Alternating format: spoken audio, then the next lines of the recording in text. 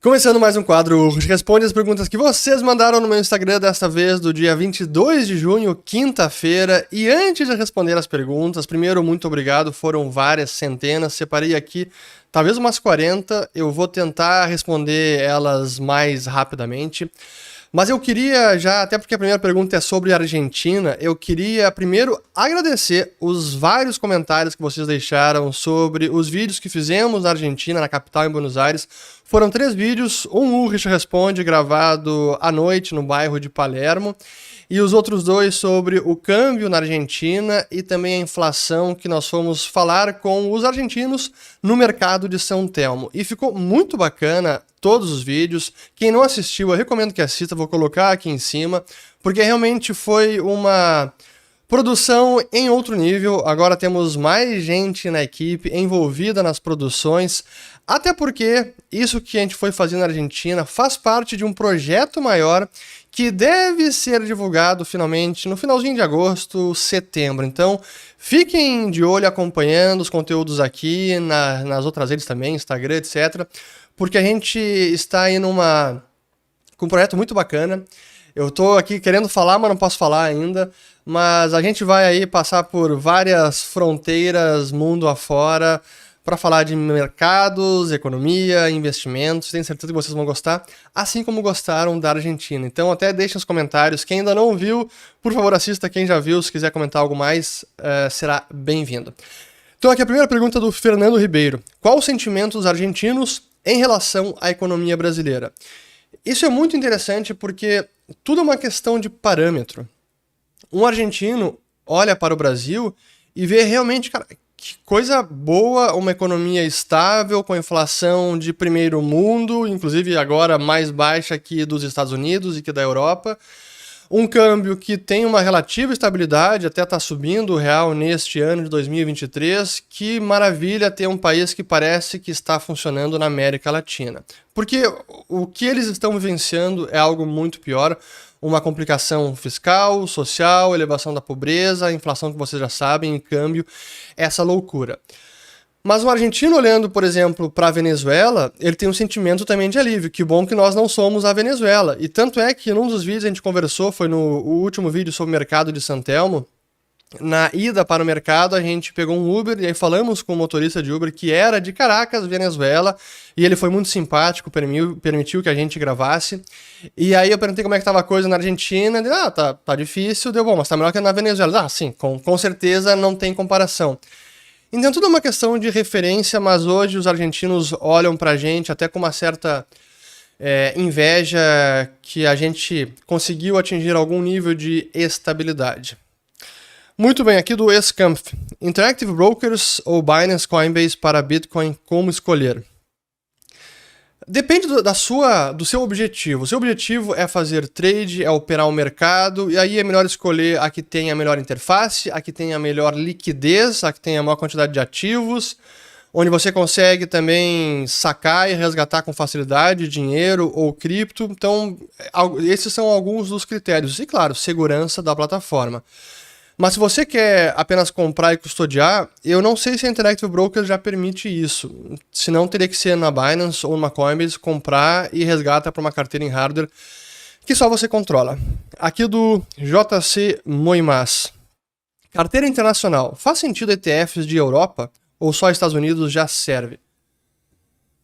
Eu imagino que seja a renda variável, ações. Eu diria que o melhor é até escolher um gestor de fundos, gestor de ações, que aí seleciona mercado global, não se preocupando muito em escolher ações americanas ou ações europeias. É escolher boas empresas, estejam elas onde estiverem. Acho que essa é a ideia.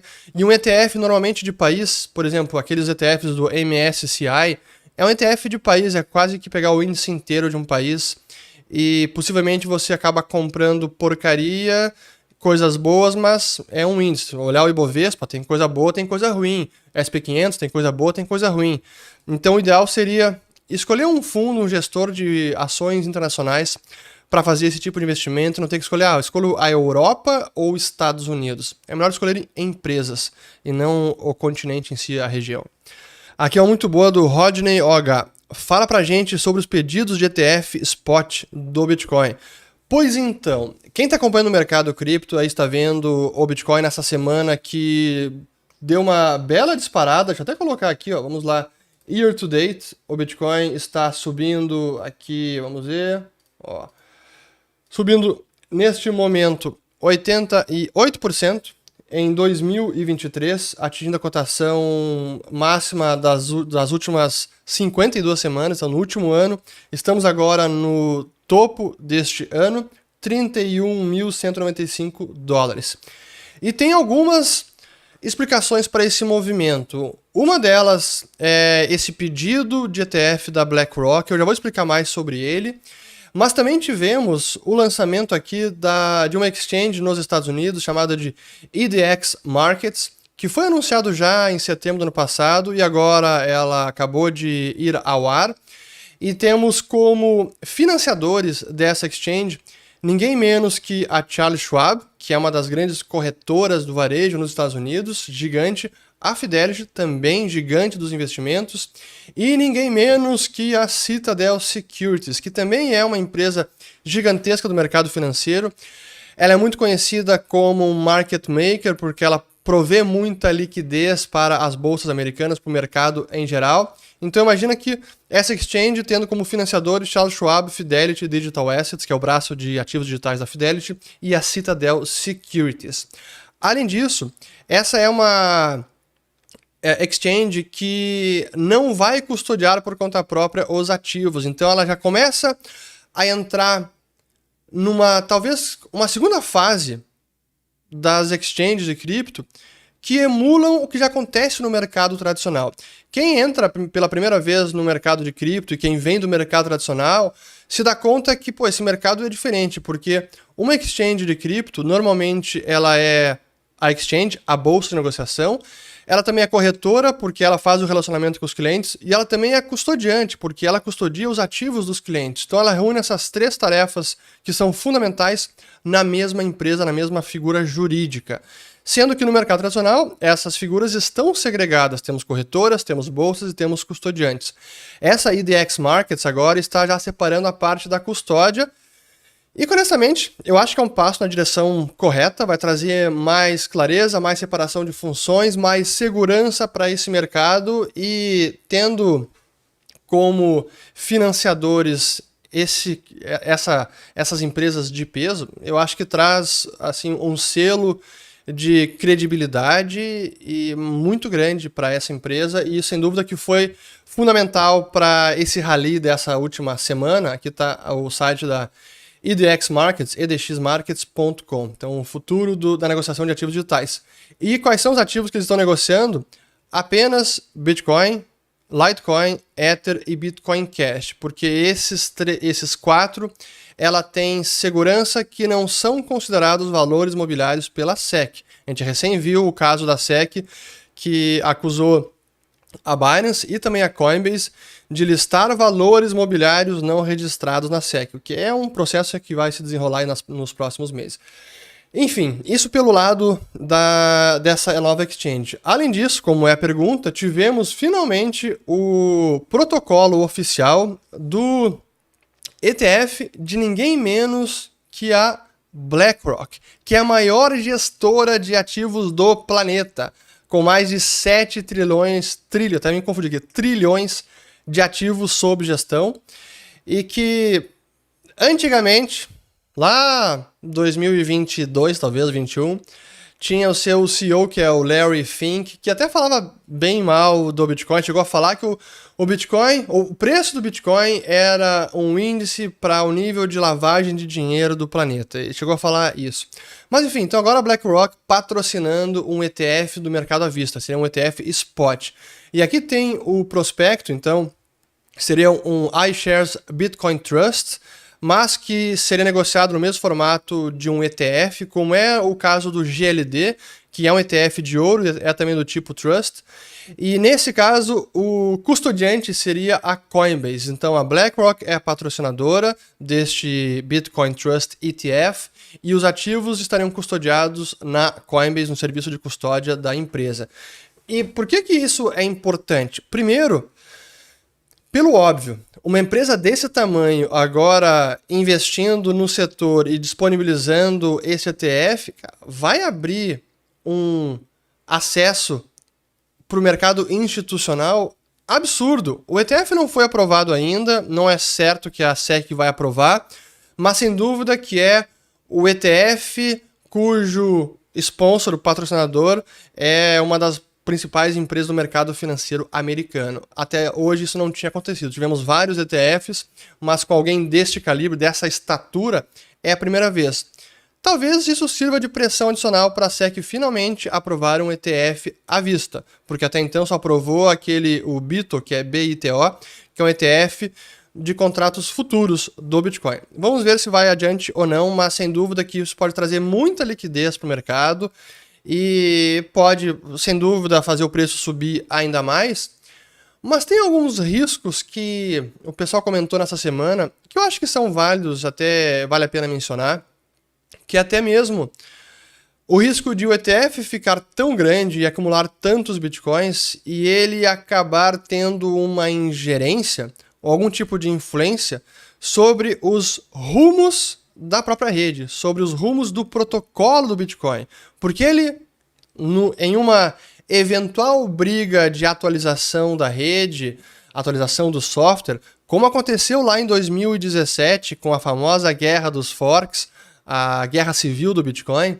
Quem me acompanha desde então certamente se lembra dos vídeos que eu fiz sobre aquele momento bem tenso e delicado que a rede estava travando os usuários, desenvolvedores, empresas exchanges, mineradores, exchanges, empresas de carteira, estavam se degladiando na internet, em fóruns de discussão sobre como escalar a rede do Bitcoin, como atualizar e como permitir uma maior capacidade de transações da rede.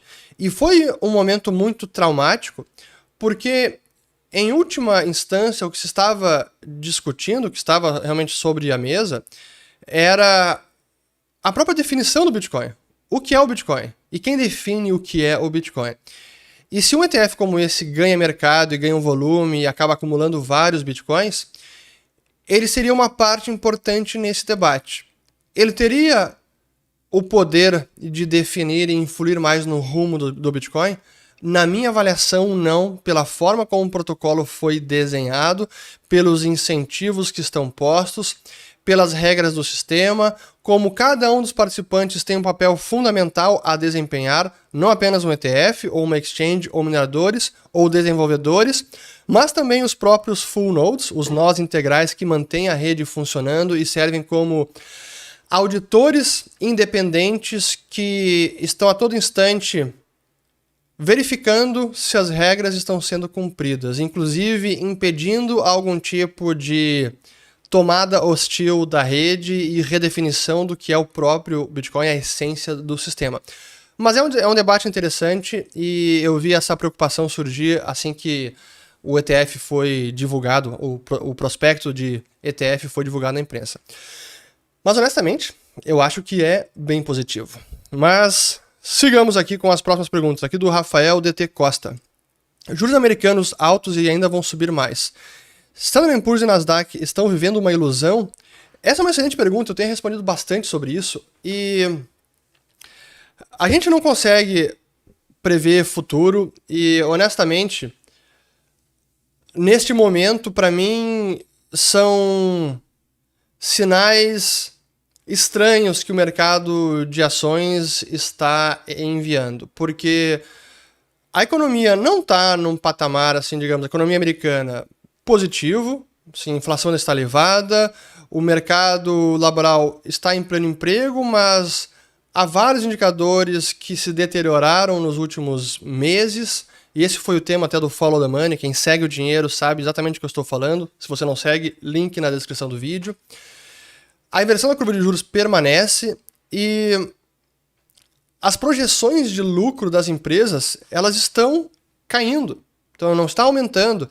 Isso significa que, olhando para o futuro, o mercado de ações agora está precificando um crescimento de lucro que não me parece que vá se materializar. E se esse é o caso, está vivendo uma ilusão. Ah, mas de repente eu estou errado, todo mundo está errado, quem está achando que vai ter recessão está errado, e o mercado americano vai conseguir se recuperar, a economia também vai dar a volta por cima, teremos um pouso suave e estamos iniciando uma nova fase de expansão econômica. E o mercado já está se antecipando e precificando tudo isso. É possível? Olha, eu diria que é possível, mas eu realmente fico com muito receio e prefiro não comprar essa briga e por isso não estou aumentando a exposição no mercado americano de ações, especialmente em índices como um todo, especialmente em tecnologia. Mas pode ser que eu esteja errado e eu prefiro ficar fora deste rally, ficar fora desta alta e me concentrar nos investimentos que eu tenho mais convicção, que eu entendo risco e retorno e onde eu tenho mais tranquilidade de me expor. E hoje eu não teria tranquilidade de entrar no mercado de ações americano neste patamar com essa situação econômica como um pano de fundo. Mas essa é a minha avaliação e posso estar redondamente enganado. Aqui do Danilo Cosentino. A Arábia Saudita é uma ditadura como pintam nesse momento? O mundo vendo o Brasil implodindo a liberdade individual pode afetar a economia? Também aqui as duas dele. Eu vou começar pela segunda. Eu fiz um vídeo recente sobre isso, até foi... A capa era "O Brasil vai virar a China", porque na minha humilde avaliação, o Brasil segue muito mais um modelo do tipo chinês, de alguma liberdade econômica, liberdade à livre iniciativa, ao empreendedorismo, com todas as amarras, regulações, Estado gigante, carga tributária elevada, tudo isso que a gente já está cansado de saber, burocracia. Mas há uma liberdade econômica. Por outro lado, a gente tem visto, sim, restrições maiores à liberdade de expressão, especialmente na internet, e isso preocupa. E esse é exatamente o modelo chinês. A China não vive o comunismo de Karl Marx, não. É como o próprio Xi Jinping e os teóricos do comunismo chinês têm se referido ao sistema lá. É o socialismo com características chinesas. Então é muito mais restrição política e repressão política, restrição e opressão à liberdade de expressão, claro que muito maior do que tem no Brasil, mas esse é o modelo.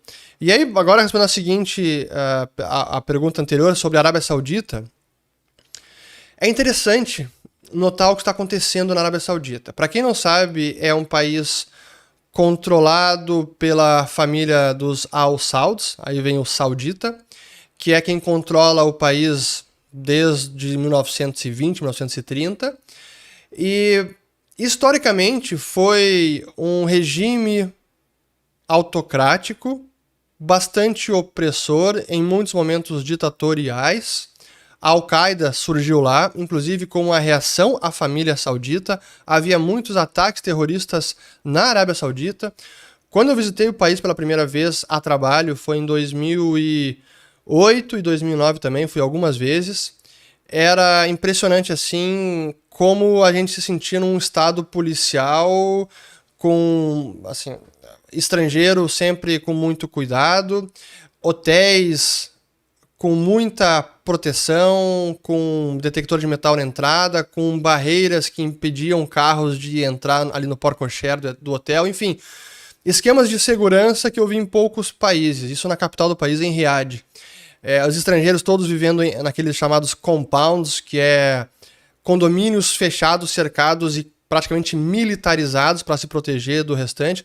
Então, eu diria que tinha muitos problemas na Arábia Saudita, e inclusive nem era possível o turismo normal, assim, só podia ir para o país estrangeiro se fosse a trabalho, que na época era o meu caso, ou então muçulmano para visitar a Meca, fazer a peregrinação a Meca.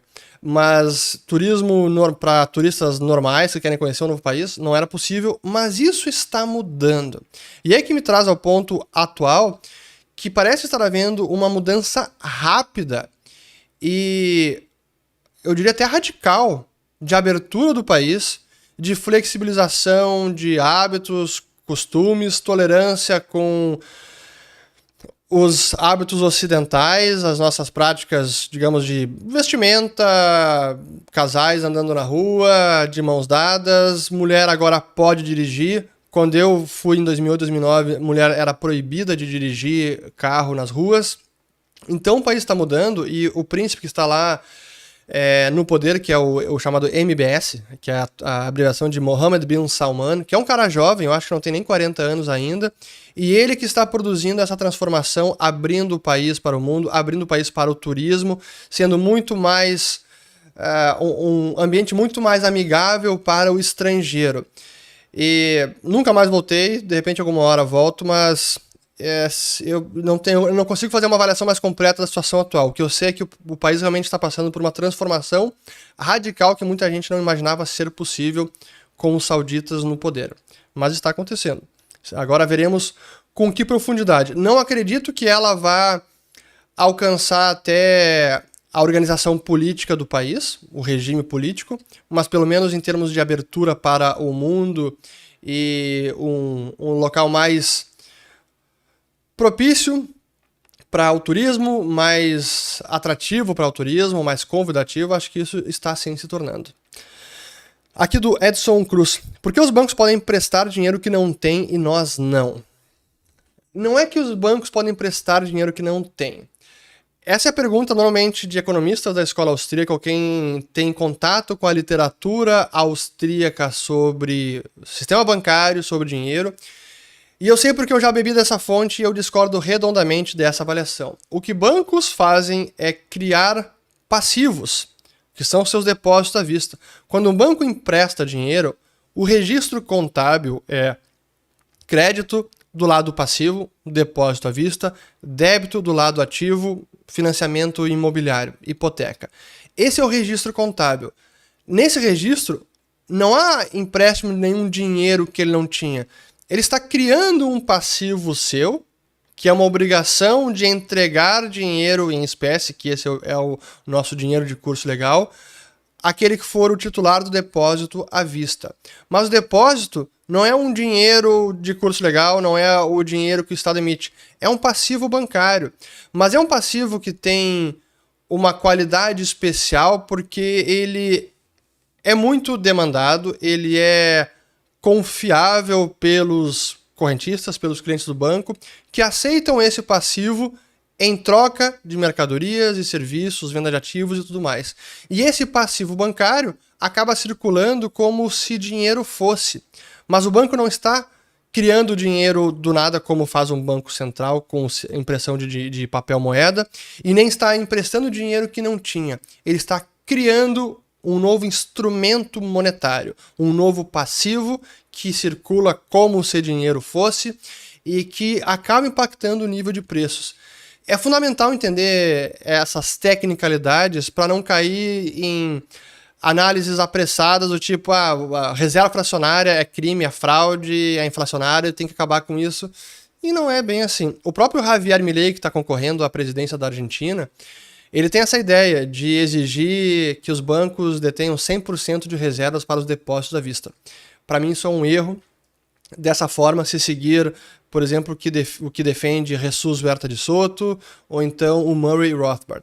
Mas esse é um debate grande, eu fiz uma palestra sobre isso em 2017, vou colocar o link aqui, recomendo que vocês assistam.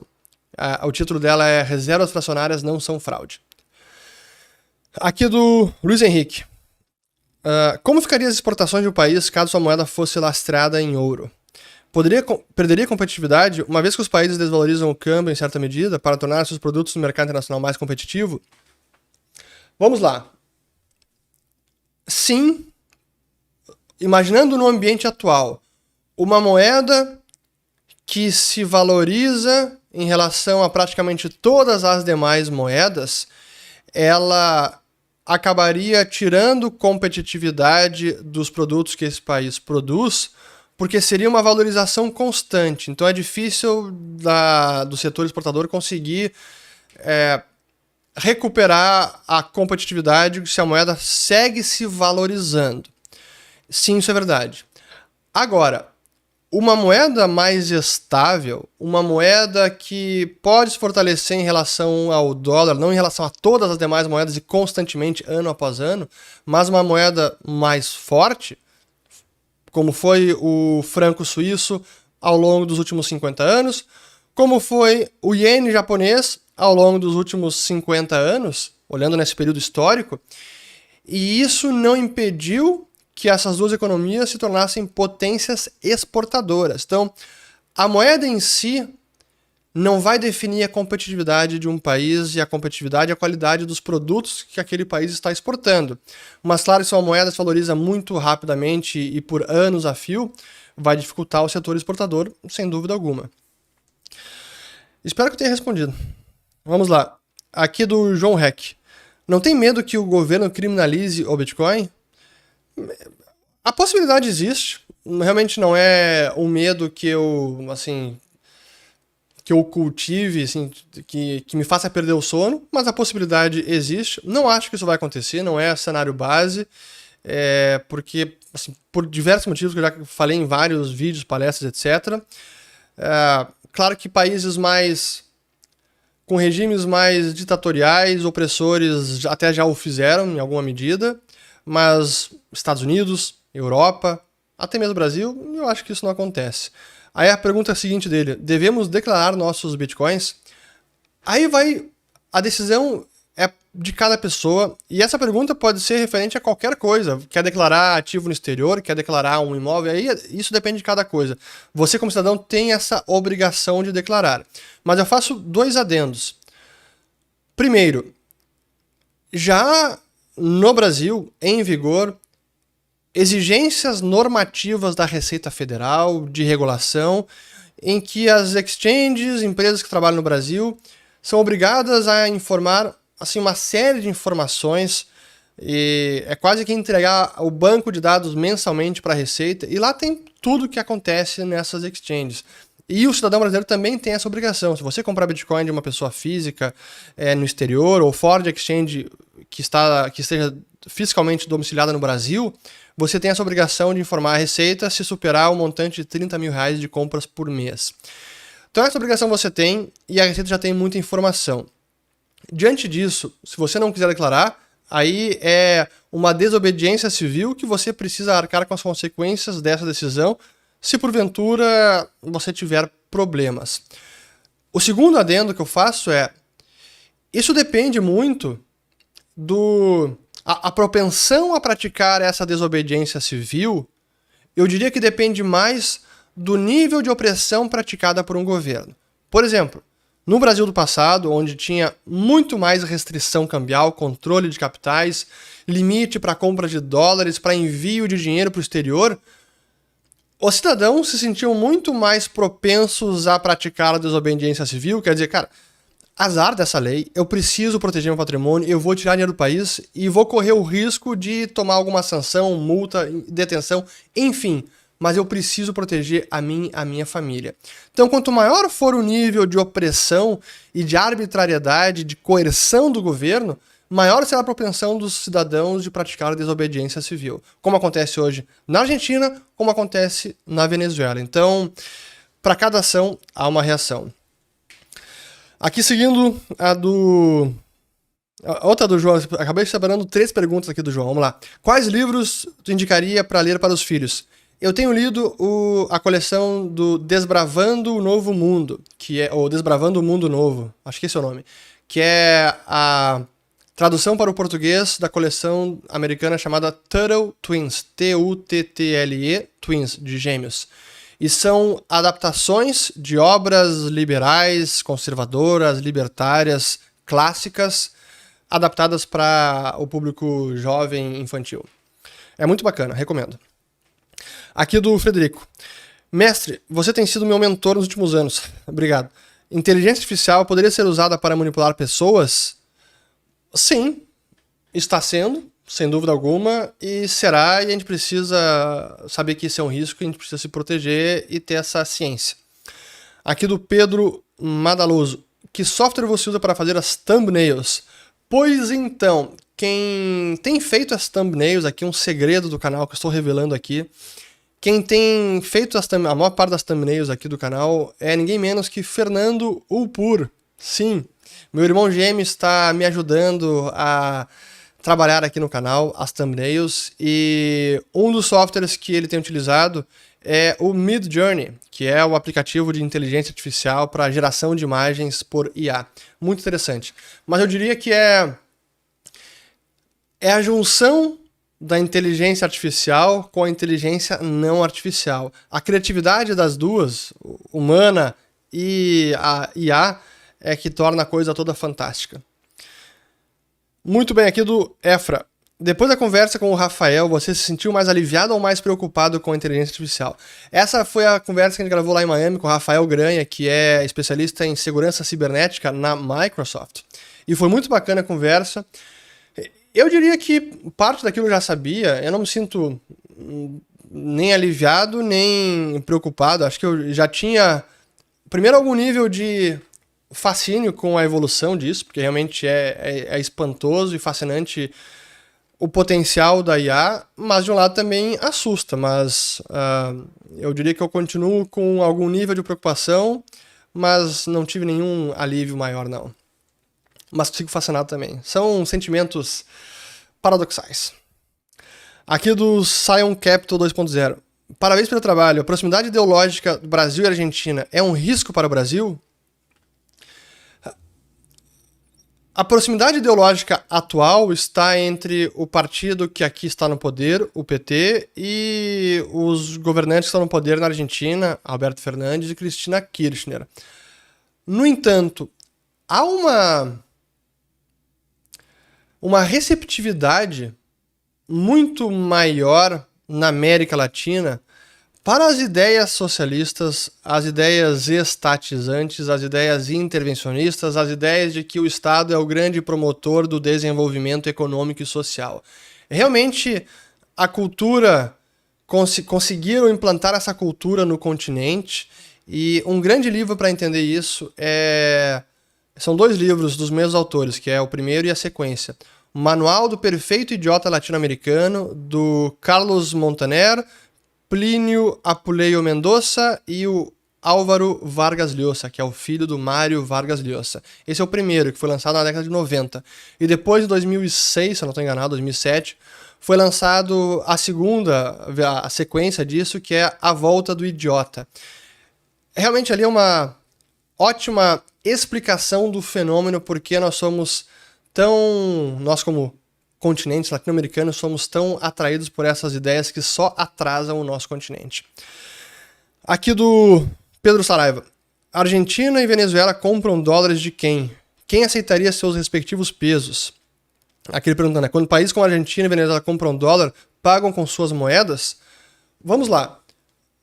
Dentro do país, já que a moeda local ela tem curso legal, e muitas vezes curso legal forçado, que obriga os cidadãos a aceitarem aquela moeda ruim, quando há uma troca de moeda, pode ser um turista ou pode ser alguém que tem já dólares em excesso e aceita vender dólares em troca de pesos ou bolívares porque ele vai usar na economia local. É o que acontece. Mas quando um argentino ou um venezuelano exporta para comprar dólares do restante do mundo, ele precisa exportar mercadorias. Essa é a maneira que ele adquire divisas, que ele adquire moeda forte. É exportando para receber dólares, exportando mercadorias para receber dólares, e com esses dólares consegue importar do restante do mundo. É assim que funciona o mercado, o comércio global. Mas não, o restante do mundo não compra pesos, o restante do mundo não compra bolívares. É só o cidadão local que precisa de pesos para o mercado local, como eu, por exemplo, que fui como turista para Buenos Aires, comprei pesos para utilizar lá. Não porque eu quero ter peso, mas que eu precisava para usar no mercado local.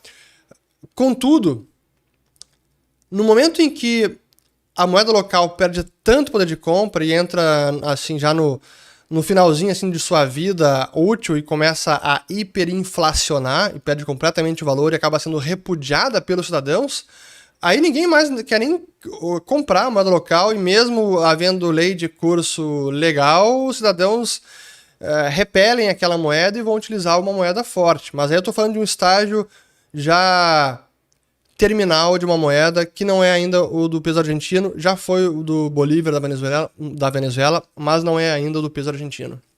Como já tivemos no Brasil também, com o Cruzeiro Real e outras moedas que hiperinflacionaram.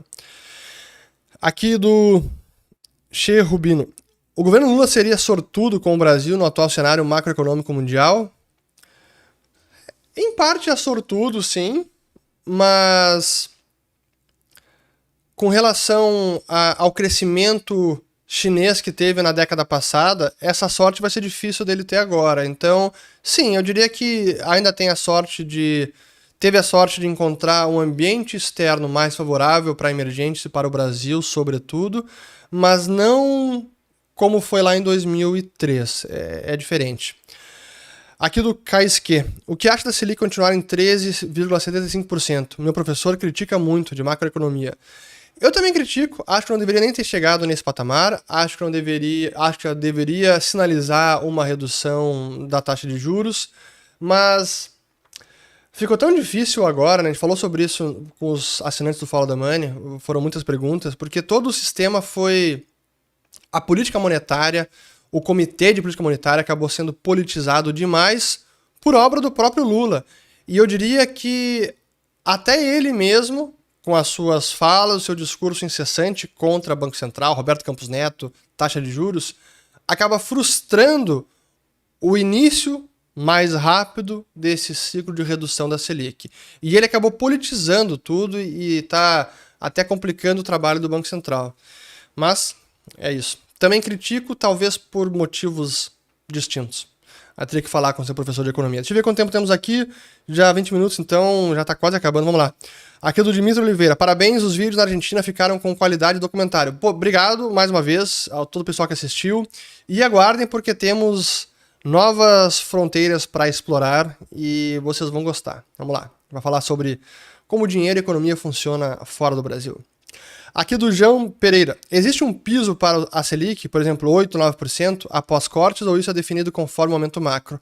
É definido conforme a taxa americana e a taxa dos principais países, a taxa do México e etc. Então depende do momento. Se fosse hoje, com o nível de juros atual desses países, eu diria que a nossa Selic teria como piso no máximo uns 9%. Abaixo disso, acho bem difícil. Aqui do Rogério Bioarte. Lula deveria aproveitar o câmbio e fazer reserva de dólares como fez nos outros mandatos? Eu acho que não há necessidade, porque nós já temos um bom colchão de reservas internacionais e o que o Brasil sofreu, entre aspas, de 2009 até 2011, 12, até antes de 2008, até 2011, 12, que foi uma enxurrada de dólares, o capital estrangeiro entrando com tudo no Brasil, isso agora não está acontecendo. Então esse risco positivo nós não temos. Então não haveria nem maneira de comprar mais reservas para aproveitar o momento. Aqui do Valério. O que achou da decisão da CVM sobre os irmãos Batista? Desanima demais o Brasil.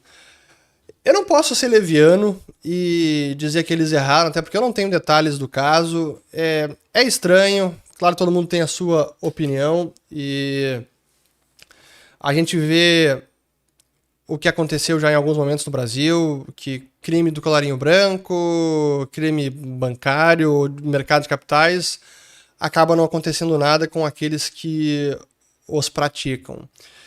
A gente tem agora o caso das Americanas. Honestamente, é criminoso e é um crime gigantesco. Quem vai responder por isso? Alguém vai ser condenado? Não sei. Deveria? Eu entendo que sim, mas as autoridades precisam julgar o caso. Mas, só para não dizer que isso não é apenas um negócio do Brasil. A gente vê, às vezes, nos Estados Unidos também, a SEC, a justiça americana, às vezes, limpando a barra de crimes similares, enquanto outros crimes menos relevantes têm uma condenação muito maior. Então, acho que não é um problema só do Brasil nesse caso. Aqui do... Pergunta complicada, muito polêmica, e eu vou responder. Da Gisele Becker. Assistiu o documentário What is a Woman? O que é uma mulher?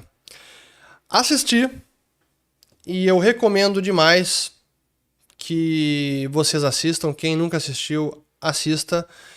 É bastante provocativo, no bom sentido, e faz pensar e questiona o que parece ser uma pergunta trivial e que essa simples pergunta coloca em xeque toda a agenda de ideologia, identidade de gênero. Assim, é importante assistir o documentário, cada um tome as suas conclusões, eu tenho as minhas e concordo com os autores do documentário e acho que eles têm argumentos muito convincentes e contundentes. Aqui para quem não sabe, o documentário é do Matt Walsh, M-A-T-T, Walsh, W-A-L-S-H. Aqui do Eli Moreira. Com quantos milhões de patrimônio líquido acredita ser possível sair da corrida dos ratos? Entre parênteses, custo de vida 10 mil por mês, imagino. Isso é uma matemática. Faça a matemática financeira. Planilhe no Excel o seu custo de vida, o taxa de juros, o patrimônio que você precisa para render esses 10 mil, por quanto tempo você vai ter esse custo de vida, você pretende ter filho, pretende ter família, vai aumentar o custo de vida, tem algum investimento a fazer. Planilhe todas essas variáveis e aí a matemática vai te dizer quantos milhões você precisa para sair da corrida dos ratos. Aqui do Lucas, vou tentar correr rápido agora aqui, ó. Lucas Assunção. Na sua opinião, quem é a pessoa mais importante na geopolítica do mundo? Xi Jinping. Lucas Assunção também. Uma pergunta pessoal. Você tem ou gosta de animal de estimação? Sim, tem um cachorro que está aqui tentando entrar na porta do meu escritório. Daqui a pouco já vou abrir para ele. E ele apareceu num vídeo já em 2021, eu acho. Janeiro, fevereiro de 2021. Busquem no canal. Quando eu estava numa casa na praia e trabalhando de lá, e ele apareceu deitado na cama no fundo. E talvez já tenha aparecido numa cadeira aqui também. E sim, gosto de animais de estimação. Aqui do Kevin Jui. Mérito do governo indo bem ou o dólar index e o resto do mundo está indo mal? Um pouco das duas coisas. Tem o cenário favorável externo, o cenário externo favorável para o Brasil, o dólar se desvalorizou um pouco nos últimos meses.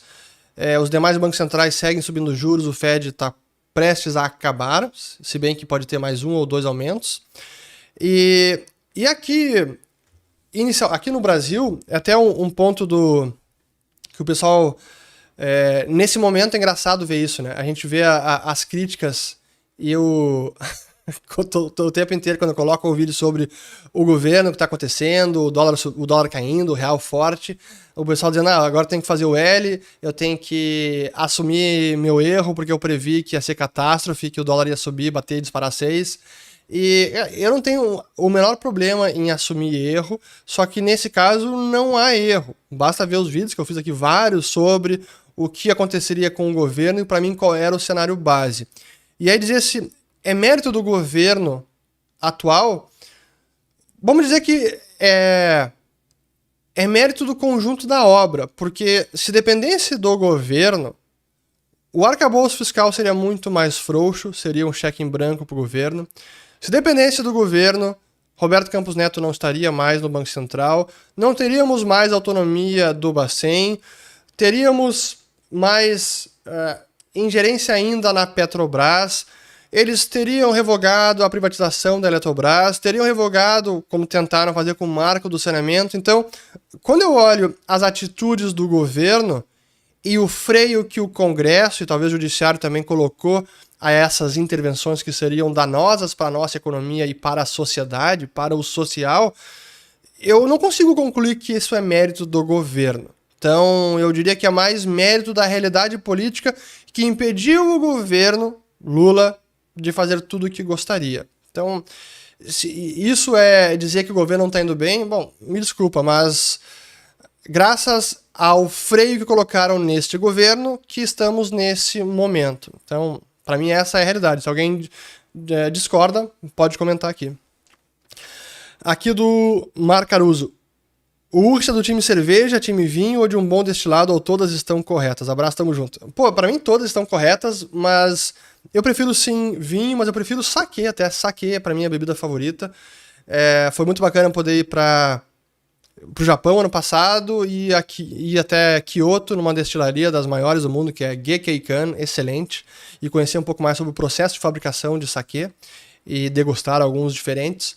Mas cerveja, infelizmente, com a idade, ela não me cai mais tão bem, infelizmente. Mas eu gosto de cerveja. Mas hoje bebo mais vinho e saquê. Aqui do Ed Lira. Gravaria o Urge Responde em uma cidade equivalente no Brasil como fez a Argentina? Não. Dificilmente eu sentaria num café na Faria Lima com uma câmera profissional que custa muito dinheiro para fazer o Urros Responde. Não, acho que o nível de segurança do Brasil não permite isso. Na Argentina também é um pouco arriscado, mas bem menos do que no Brasil. Então, não, eu vou ter que ir para algumas cidades, talvez cidades mais seguras no Brasil, sim, mas São Paulo não, Rio não, Porto Alegre não, Minas Gerais, BH não, Nordeste, as capitais também não. Teria que ser poucas cidades. Talvez Santa Catarina seja possível. Mas enfim. Vamos lá. Aqui já para acabar, porque tem 29 minutos. Vamos lá. Bem rápido agora. Daniel Vieira. Ayn Rand teve alguma participação na sua formação intelectual? Praticamente zero. Inclusive, eu discordo de várias... Eu discordo das formas como as formas que ela utilizava para expressar as suas ideias. Por mais que eu concorde até com a conclusão final, o caminho que ela usa para chegar à expressão dessas ideias, eu discordo. Por exemplo, o livro dela, A Virtude do Egoísmo. Acho um péssimo título, porque ela passa a mensagem errada. Não é celebrar o egoísmo, mas sim entender que a busca pelo auto-interesse traz o melhor para todos, inclusive para o próximo. Mas dizer a virtude do egoísmo, acho uma péssima forma de expressar uma ideia fundamental. Então, não, li poucas coisas dela e não li os romances, e a vida dela também. Eu acho que é importante, não apenas a ideia das pessoas, de autores, filósofos, intelectuais, mas também o seu exemplo de vida. Como foi a pessoa em vida? Qual foi o seu exemplo? Como foi o seu legado? Como foi a sua relação com as pessoas? Eu acredito que isso também tem importância, tem peso, porque às vezes a gente identifica até hipocrisia. A pessoa diz uma coisa e vive a sua vida completamente diferente. Então, e quem estuda um pouco da história pessoal da Ayn Rand se decepciona. Foi meu caso. Então, Ayn Rand, felizmente, o impacto na minha formação intelectual foi quase nulo. Aqui do Jean Cabral. Isso não quer dizer que ela não seja importante para muita gente, para vários libertários, inclusive. Do Jean Cabral. Na Argentina diz que a sociedade se adapta para sobreviver. Estamos nos adaptando no Brasil também? A gente sempre se adapta. No Brasil, qualquer lugar do planeta, nós somos obrigados a nos adaptar. Do Jefferson, como equalizar a inovação na indústria se após décadas só é priorizado o agronegócio? Aqui do Gabriel também. Por que devemos priorizar o agronegócio e não outros setores para o desenvolvimento da nação? Eu não acho que a gente tem que priorizar nada. Eu acho que a gente do tipo, o governo tem que priorizar alguma coisa. Não, o governo tem que priorizar em manter um ambiente de regras estáveis, de segurança jurídica, com baixa burocracia, elevada, uma baixa carga tributária, um Estado que não é um Estado não empresário, não empreendedor. Então é o Estado sair de cena e deixar os empreendedores, indivíduos trabalharem, encontrarem oportunidades. E aí nós vamos descobrir qual é a nossa vocação, o que a gente tem realmente uma vantagem competitiva. E no agronegócio é um dos setores onde a gente tem uma ampla vantagem competitiva e a realidade está aí atestando isso. Mas eu, Fernando, não acho que deveria ser uma política de governo a priorização do agronegócio. A priorização de governo deveria ser regras claras, ambiente propício para a livre iniciativa, para o empreendedorismo, baixa carga tributária, e o resto vai acontecer. Eu sou um defensor do laissez-faire, então deixe fazer e os melhores resultados surgirão. Se o agronegócio vai ganhar, ou daqui a pouco vai ser a indústria metalmecânica, não sei, mas intervir, estimular, subsidiar, distorcer os setores, a economia como um todo. Aqui do Lucas Sittin. O que dizer dessas modificações do arcabouço pelo Senado? Pois então, ótima pergunta. E aí, cara, eu separei muita pergunta, caramba, vou ter que parar nessa aqui. O arcabouço que foi modificado agora, quais foram as modificações? E acho que foi uma ruim. Primeiro, o Senado aprovou uma emenda para utilizar o índice de inflação cheio até dezembro do ano passado, ou até dezembro desse ano, que pode elevar em quase 40 bilhões o orçamento para o ano que vem. Ruim. Deveria voltar ao original. Parece que o Cajado é contra essa emenda e vai derrubá-la. Seria importante. Isso na Câmara. Uma mudança que é positiva, que o governo pode utilizar receitas oriundas de venda de estatais para atingir a meta fiscal. Excelente. É um estímulo à desestatização. Essa foi excelente. Uma outra mudança ruim, que, em princípio, alguns gastos seriam retirados do teto da regra fiscal, como o Fundeb e outros fundos, também outros fundos constitucionais. Então, teve mudanças ruins, teve uma mudança boa essa de venda de estatais para ajudar ao cumprimento da meta fiscal. Vamos ver o que a Câmara vai fazer agora, mas não é um desastre, mas seria um pontapé inicial para o arcabouço, já se passar assim com essa mudança de um orçamento maior, seria ruim. Pessoal, fico por aqui porque já temos vários minutos de Ulrich Responde. Espero que tenham gostado de mais um episódio. Compartilhem, assistam aos vídeos na Argentina, ficaram muito bacanas. E voltamos ao próximo vídeo. Espero que tenham lavado as louças. Um ótimo domingo com a família e valeu, até mais, obrigado.